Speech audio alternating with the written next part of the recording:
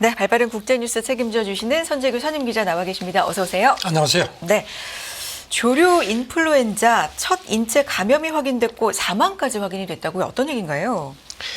우선 좀 경위를 설명드릴게요. 네. 미국에서 기억하시겠지만 지난 3월하고 지난달에 젖소하고 접촉했던 그 사람 3명이 그 고병원성 조류 인플루엔자에 감염이 됐죠. 물론 미국에서는 이제 경증이라고 그러고 이게 뭐 인간에게 퍼질 그런 위험은 너무 크지 않으니까 겁먹지 말라고 했는데 그때 그 감염된 게 우리가 잘 아는 H5N1형입니다. 이게 이제 그 상위 분류로 하면 조류 인플루엔자 A형에 속합니다. 그런데 이제 이번에 세계보건기구가 밝힌 걸 보면요. 이 같은 A형인데도 H5N2 여기 인간으로 처음으로 멕시코에서 59세 사람이 걸려가지고 이 사람이 한 일주일 정도 고생을 하다가 지난 4월 말에 사망한 걸로 발표가 됐습니다. 네. 그런데 이제 문제는 감염 경로가 확인되지 않았다는 겁니다. 물론 멕시코 가금류에서도 이미 H5N2 바이러스가 발견이 됐었고 미국에서도 있었는데 이게 사람한테 감염된 거는 처음인 걸로 이제 보고가 된 겁니다. 네. 세계보건기구는 그래도 아직도 이 바이러스가 일반 대중에 미치는 위험들은 낮으니까 너무 겁먹지 말라고 하는데 이렇게 A형 쪽에 속한 2개 그 바이러스가 이렇게 인간 감염이 되니까 이렇게 되면 이제 점점 그 포유류 쪽으로 다가오고 그리고 이제 최악의 시나리오가 이제 물론 아직까지 그거는 이제 그 가능성이 높지 않다는 게 중론이지만 인간 대 인간 직접 감염 가능성까지도 걱정을 하지 않을 수 없는 상황입니다. 하지만 아직까지는 그렇게까지 걱정할 필요는 없다. 네, 그게 세계보건기구 지적입니다. 네, 기구의 얘기고요. 자, 다음 얘기 넘어가 보겠습니다. 지구 기온의 마지노선 계속해서 얘기를 좀 하고 있지만 2028년까지 깨질 확률이 상당히 높다고요. 세계 기상기구가 보고서를 그저께 냈습니다. 네. 여기 보면은 지금 아시다시피 2015년 파리 기후 협약에 따라서 그 지표 온도 상승법을 산업화 이전에 비해서 섭씨 1.5도로 붙잡는 게 지금 목표인데 물론 이제 이것도 지금 뭐 물 건너갔다는 걱정들이 많죠. 그런데 세계 기상기구 보고서를 보면은 이게 간단치가 않습니다. 이렇게 마지노선이 섭씨 1.5도 이게 2028년 안에 깨질 확률이 80%라는 겁니다. 네. 그리고 이미 월별이라든가 그다음에 이제 지난 5월 같은 경우는 지금 뭐 가장 기온이 높은 걸로 되어 있는데 이런 식으로 해서 단기적으로 보면은 이미 몇 차례 깨졌다는 겁니다. 그래서 이제 이 세계보건기구, 세계기상기구 쪽에서도 지금 빨리 뭔가를 대책을 취해야 된다는 얘기를 했고요. 잘못하면은 몇 조 달러 정도의 경제적 비용하고 몇 백만 명 정도 인명 희생이 우리 앞에 바짝 다가왔다는 겁니다. 그래서 지금 세계 유엔 총장도 이 보고서 관련해서 인류가 지구에서 지금 러시안 룰렛 게임을 한다. 그러면서 기후 지옥으로 향하는 고속도로에서 빨리 나갈 수 있는 출구를 모색해야 된다고 얘기를 했습니다. 네. 북극 쪽의 온난화 같은 경우도 예, 상당히 좀 이것도 심각하다고요. 지적을 했습니다. 네. 1991년부터 2020년까지 기간하고 그 다음에 이제 올해부터 2028년까지를 이렇게 이제 전망을 해가지고 비교를 해보니까 북극 온난화 속도가 3배 이상 빨라질 것 같다. 이런 경고도 내놓았습니다. 네. 뭐 여러 차례 말씀드리는데 기후위기라는 게 이젠 뭐 절대로 멀리 있는 일이 아닙니다. 네. 다음 얘기 넘어가 보겠습니다. 푸틴 우크라이나전에 대한 서방 개입 신화를 지적하면서 장거리 미사일을 배치할 수 있다 이런 경고를 했다고요? 푸틴이 그저께 지금 이제 상트페테르스부르크에서 이제 국제경제 포럼이 열렸는데 그거 전날 우리 연합뉴스를 포함해서 주요 뉴스 통신사 대표들을 만났습니다. 그러니까 네. 좀 뭔가 좀 짚어놓기에 자기 나름대로 어떤 그 정책 같은 걸 좀 서방에 알리려는 것 같습니다. 그러면서 여기서 이제 지금 아시다시피 미국이 자기네가 준 무기를 가지고선 우크라이나가 러시아 영토를 공격할 수 있도록 허용했다는 얘기들이 많이 나왔는데 여기 대해서 우리도 같은 방식으로 행동할 거다. 가만히 안 있겠다.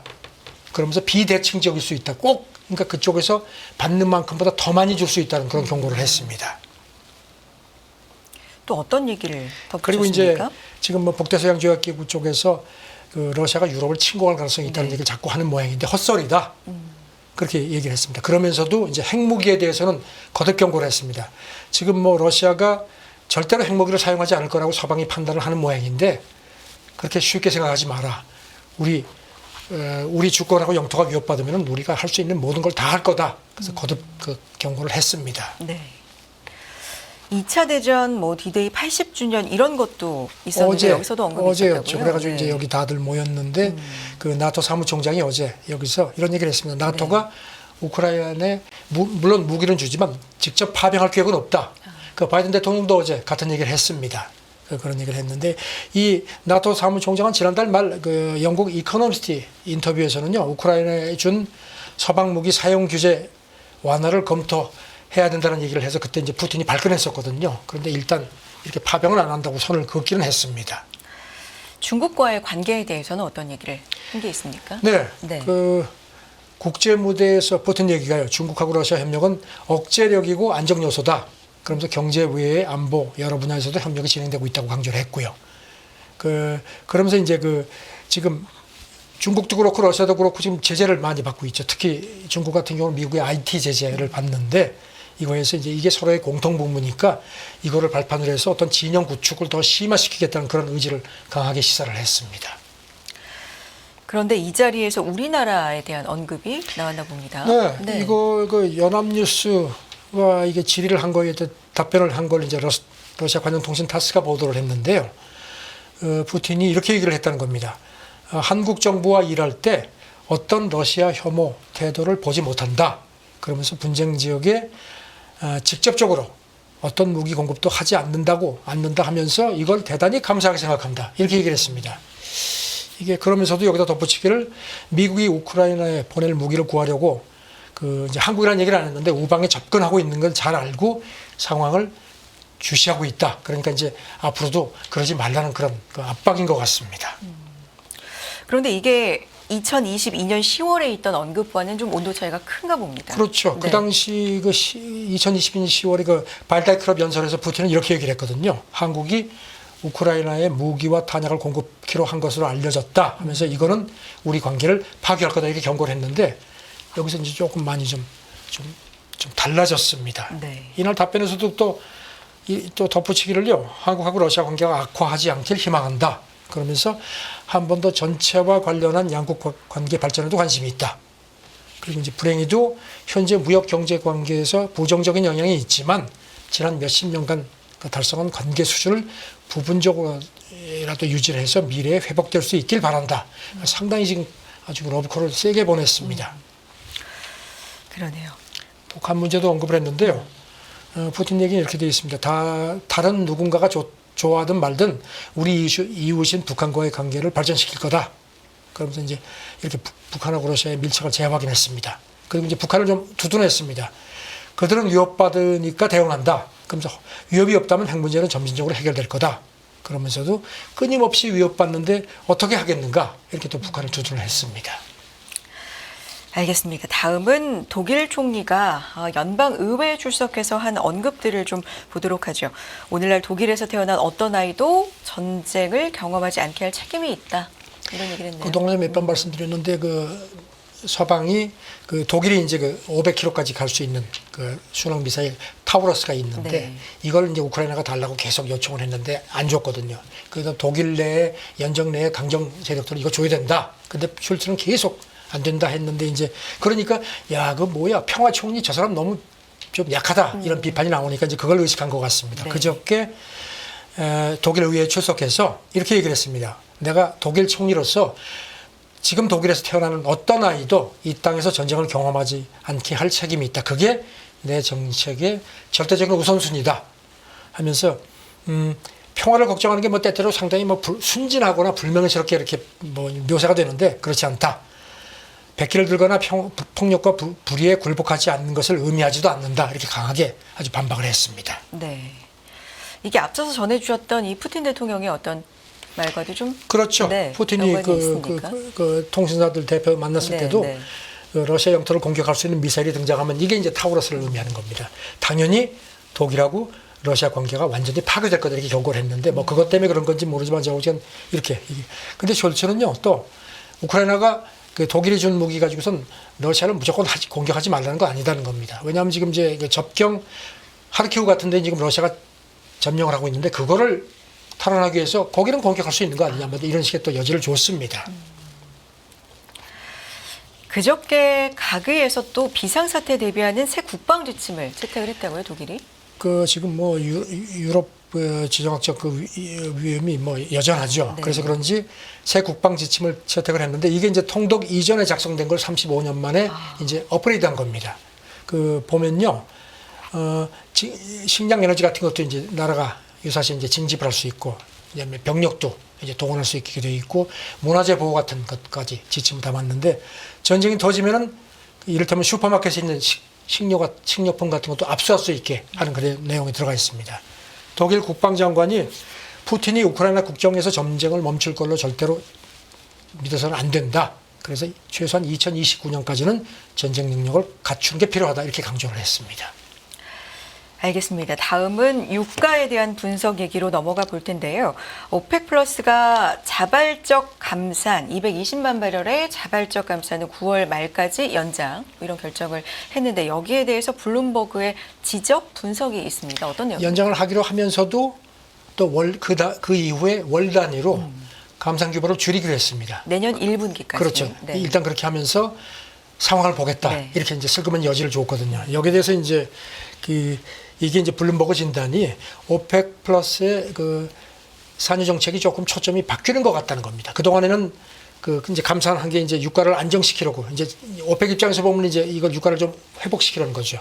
그런데 그게 잘 안 됐지 않습니까? 지금도 보면은 그 세계 경제 전반 같은 게 여전히 불투명하고 그래서 지금 유가가 지금 계속 좀 별로 그렇게 뛰지 않는 상황이니까 그래서 이제는 그거를 사실상 포기를 하고 시장 점유율을 방어하는 쪽으로 초점을 맞춘 것 같다는 겁니다. 이번 그 오펙 플러스 정책 결정을 보고 블룸버그가 그렇게 진단을 했습니다. 네.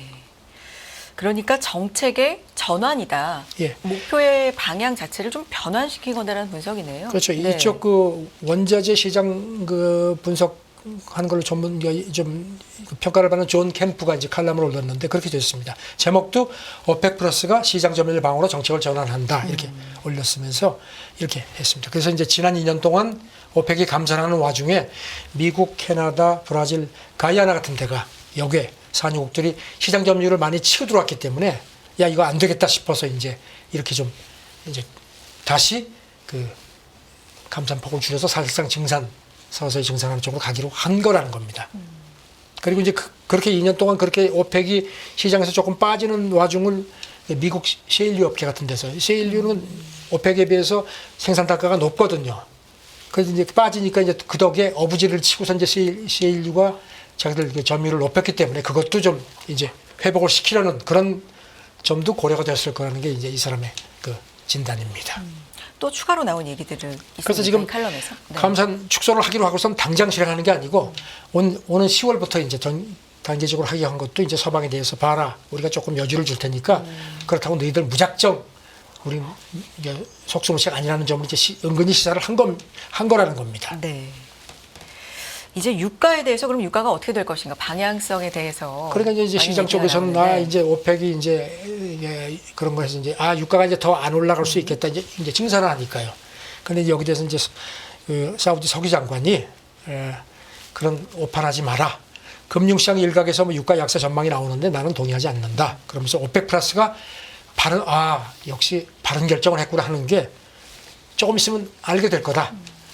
그렇게 시간을 두고 봐라. 이렇게 또 거듭 강조를 했는데 글쎄 오펙이 어느 판단이 맞을지는 조금 더 두고 봐야겠죠.